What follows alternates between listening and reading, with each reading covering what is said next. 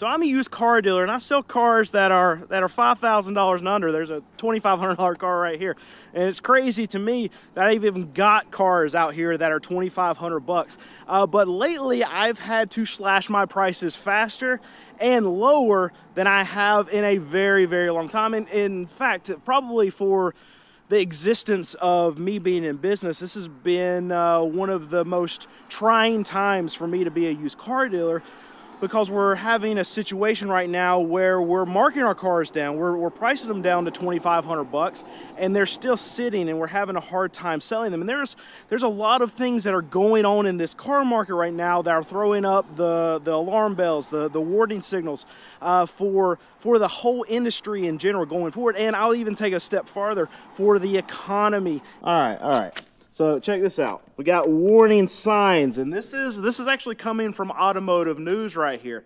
And I just want to give you a little insight to this. This is a industry publication. This is for dealers by writers who are in the industry, been around the industry. This is not a publication that's going to be throwing a lot of negative shade on the car market, if I can just paint that picture. So for them to have it on the front page, see that? Warning signs. It's a big deal. Even when they're reporting it as big, bad warning, a problem in the car market, I can promise you there's a problem in the car market. And what they said right there is that auto sales are down 4.3% in June. That's a big number for them to be down month over month. And what it's really showing us, and what they're saying in there too, is that the second half of this year is going to be really, really, really bad. And that's what we're expecting too at my car dealership. So cars are $5,000 and under. We're in our studio. This is some of the older stuff that I've had. Ford Taurus, station wagon. Built my business on that. This is one of the first cars. This is the first car I actually ever bid on.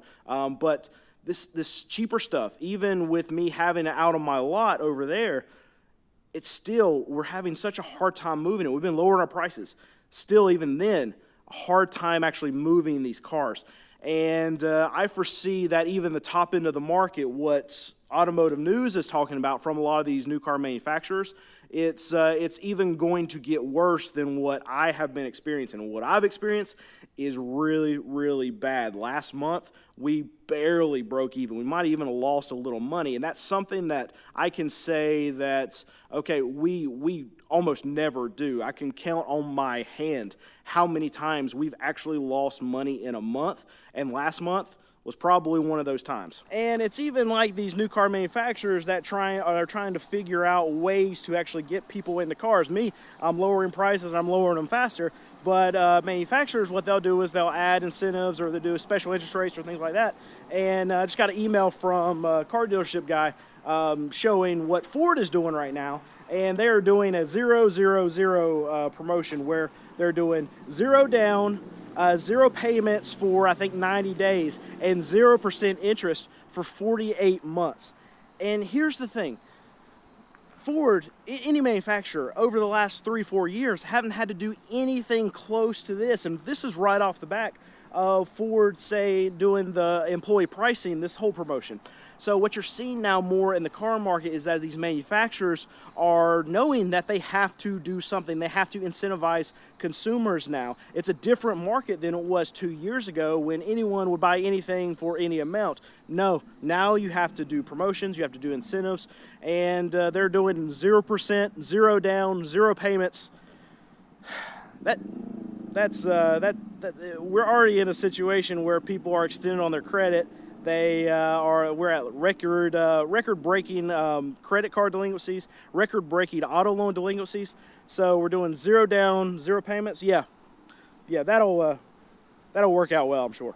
And just to show you, look at this drop-off that we saw. So March was our peak. Spring selling season, this is normal right here. But we reached an artificial peak, an artificial bubble, I feel like, because of all the pull forward in demand from people trying to get ahead of tariffs.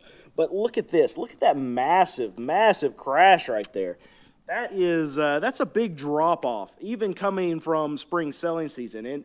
And usually every year we see a drop off, but we don't see it as dramatic as it's happened over the last month and a half. And a lot of these new car manufacturers, they're experiencing that right now, and these franchise dealers are going to get hit really hard because in a lot of cases, small used car dealers like myself, there wasn't a massive pull forward in demand other than what we would typically see during tax time. There wasn't a lot of people that were coming to my lot buying a $3,500 or $4,000 car because they were worried about tariffs increasing the prices. No, we didn't see a lot of that pull forward demand because of tariffs or price increases that are coming in the market.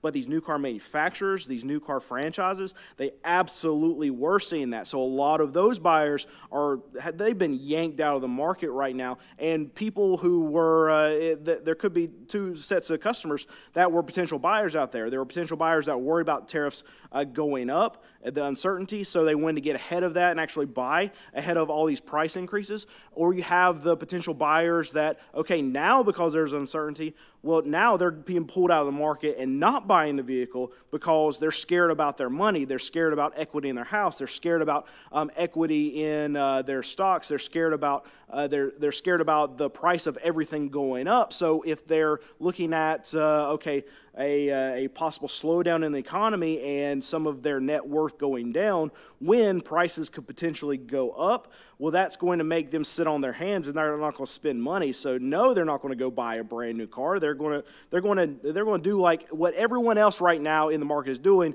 that's not broke. Well, they're holding on to their money and they're not spending it right now. And it's getting to the point right now where myself and my team are actually looking at this car market on a week-by-week basis because we're paying attention to it so closely. And what I'm trying to do right now is just freaking break even. And it's been worrisome for me when we have weeks where we don't get to the number that I want to be at, where we just cover payroll, cover our lease, cover our insurance, cover all of our bills. And right now, we've got to sell like 11 cars a week for us to break even. Now, last week we hit, I believe, 10 cars. So we didn't even get to that number. And on average, I make like between $1,000 and $1,200.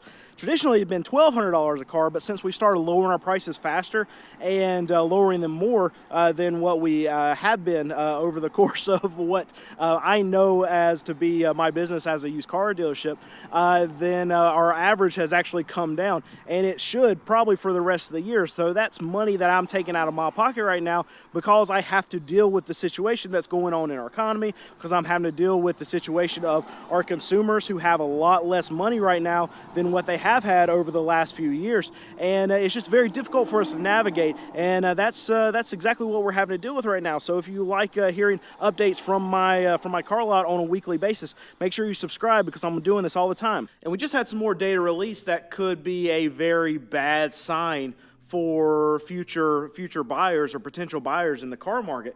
We just had Manheim that releases its wholesale data. They keep a chart going up, and what they showed is that recently, over the last month, that wholesale prices have spiked. But hold on here. So I'm going to these car auctions, and what I'm observing is that the cars that are actually selling the prices are plummeting. So in my mind, I'm looking at this, seeing it in real life, in real time at the auctions, and saying, okay, well, how can this be where I'm seeing prices that are tanking, but Manheim is reporting that prices on the wholesale level at least are actually going up? Well, this is why I really hate how they track this data. And I'll give you an example. So let's say there's 5 F-150s that run through the auction, and they're all very similar. They're the same year, very similar miles, within 5 to 10,000 miles or whatever. And then we have the first one here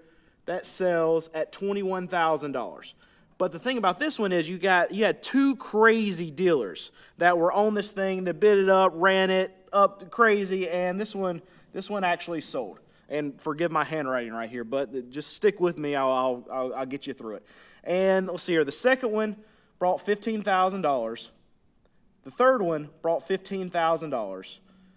The fourth one brought $15,000. And then the fifth one, where are we at? The fifth one brought $15,000. those are Ks, 15K, $15,000. But each one of these, the buyer would only go up to $15,000 and they wouldn't go to any more. So all of these, NS, no sell, NS, no sell, NS, no sell, NS, whew, that's horrible, no sell. So in any given market, what is the phrase that you usually hear about something's worth? Well, you hear something is only worth what someone else will pay for it. That's not how Manheim actually tracks this data. Because if you look at these 5 different trucks, what someone would actually pay for this truck, it looks like it's $15,000, right? You had two crazy dealers up here that busted this thing all the way up to $21,000. So what Manheim does in their infinite knowledge to get this data out is they take all of this into account, but the actual index value on this truck is going to be coming from the one that actually sold. So it's $21,000 is what they would put the value on this F-150. But when we see this right here and know that a majority of buyers would only pay up to $15,000, well, the logically thinking person that's looking at this data would say, no, that truck is not worth $21,000. That truck is worth $15,000. That's what buyers will actually pay for it. But that's not how Manheim actually tracks this data. They're tracking it off of sold units. So in this case, the buyers don't set the market. Like in every other market, the housing market, whatever you're thinking, the buyers set the market. Stock market, wherever that price of the stock will get bought at, that is the price of the stock. It's not the case with this data. It's where the sellers are going to actually let go of the car. And that's why it's so frustrating and why we can have this data showing that we have this big spike in prices on the wholesale index, but they're probably not going up anywhere close to that amount. And in some ways, they're probably staying just about the same, if not ticking down like what I'm seeing in real time, because we're only seeing the cars that are selling. And here's the thing. All these cars that I'm seeing at auction, no sales, if bids are going through the roof right now. So all that data that's in the Manheim index right now, it's all just sales. It's all those crazy, that $21,000 F-150. It's all the crazy dealers that are actually buying the cars, and then the crazy sellers who are keeping their prices ridiculously high. That's who's making the market right now for these wholesale index values. And it's not the dealers that are wanting to pay reasonable prices and the sellers that are actually cutting loose of the cars, because a lot of these sellers, they're holding on for those crazy dealers that are paying these crazy prices, and that's who's setting these values right now. But it's not the real market.